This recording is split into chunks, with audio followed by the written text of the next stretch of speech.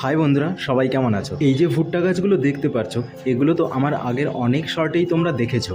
এগুলো মাটি তৈরি করে গ্রো ব্যাগের মধ্যে বসানো থেকে বড় হওয়া পর্যন্ত অনেক ভিডিওই শেয়ার করা আছে।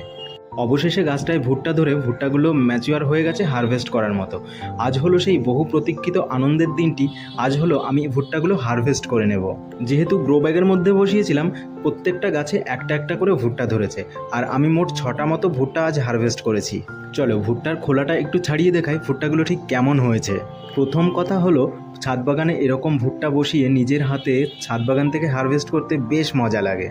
আর এত কষ্ট করে রোদ গরমের মধ্যে ভুট্টাগুলো বসিয়ে তারপর যদি ভুট্টা ভালো না হয়, সেটা খুব খারাপ লাগে। তো খোলসটা ছাড়িয়ে দেখি বেশ ভালো ভুট্টা হয়েছে। কিন্তু এত সুন্দর ভুট্টা দেখে তো আমি আনন্দে প্রায় আত্মহারা হয়ে গেছি, সেটা আমার মুখ চোখ দেখলেই বুঝতে পারছো। এভাবে তোমরাও চেষ্টা করতে পারো। আর হ্যাঁ, সবাই ভালো থাকবে, সুস্থ থাকবে, আর আমার চ্যানেলটিকে সাবস্ক্রাইব করে রাখবে। ধন্যবাদ।